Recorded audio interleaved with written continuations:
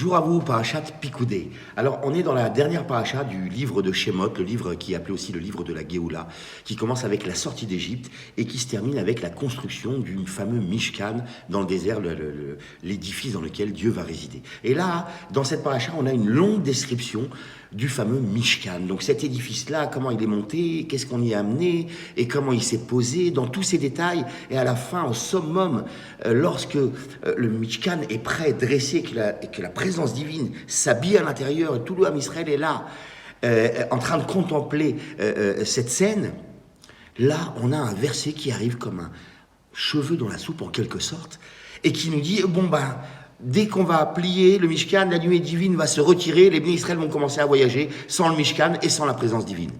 Alors là, on est un peu choqué, en quelque sorte. On se dit, mais pourquoi maintenant? Pourquoi me parler? Pourquoi, en quelque sorte, me casser l'ambiance un petit peu? Tu me parlais d'un merveilleux sujet, et là, tu me projettes dans un futur où je vais me retrouver dans un voyage sans le Mishkan, sans Dieu qui est révélé dans ma vie, et c'est comme ça que tu veux me faire terminer ça. Alors, c'est une vraie intrigue, d'accord? Et pour la comprendre, en fait, il faut qu'on retourne aller chercher ça, le secret de cette intrigue dans un midrash. Le midrash qui nous dit, le fameux midrash qui nous raconte que Dieu a créé le monde dans un but. Il voulait résider ici-bas, qu'on lui fasse une demeure dans laquelle il va pouvoir résider ici-bas. Et le secret se trouve dans le mot ici-bas. Alors,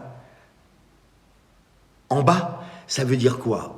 En bas, c'est ce monde-là matériel. Maintenant, dans ce monde matériel, il y a toujours plus bas, et encore plus bas, et encore plus bas. Et bien finalement, le secret, c'est plus Dieu réside en bas, dans le bas du bas, plus son désir est grand. Et donc, moi, je cherche un endroit où faire résider Dieu Hachem. Eh bien, le premier endroit dans lequel je dois le faire résider, c'est dans mon bas à moi. Dans mes bassesses, dans mes problèmes, dans mes manques de courage, dans mes mensonges parfois. Comment là-bas, je vais pouvoir faire résider Hachem. Alors Hachem me montre dans le désert un modèle. Il me dit, tu vois ce Mishkan, tu vois cette beauté. Eh bien, cette beauté, elle existe en miniature à l'intérieur de ton cœur. Oui, tu as un endroit dans ton cœur qui doit devenir un Mishkan, qui doit devenir un endroit où Dieu va résider. Et ton cœur, il t'emmène des fois dans des voyages qui t'emmènent loin, très loin. Et tu pourrais venir à te dire, moi, j'ai été trop loin. J'ai dépassé les bornes. Mon voyage à moi, il n'y a pas de retour pour moi. Eh bien, non, tu te trompes.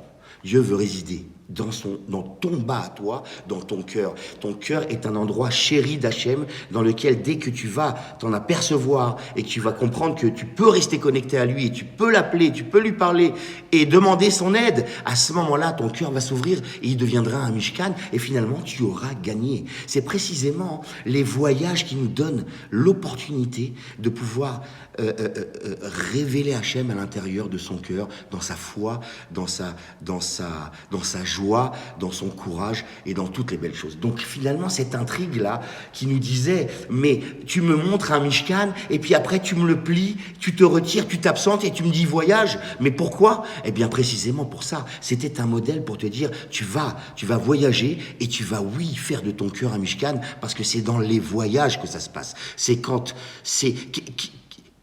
Qu'est-ce qui est plus grand, de servir Dieu en sa présence ou de le servir en son absence? Évidemment, on a tous la réponse. Dans mon voyage personnel, même s'il m'emmène des fois très bas, eh bien, ce n'est que par ce moyen-là, que je peux faire résider Hachem jusque là-bas. Et là, tu auras gagné. Ton bas sera devenu un cœur dans lequel Dieu réside et tu as fait un Mishkan dans ce monde. Voilà pour l'enseignement de cette semaine. Bye bye.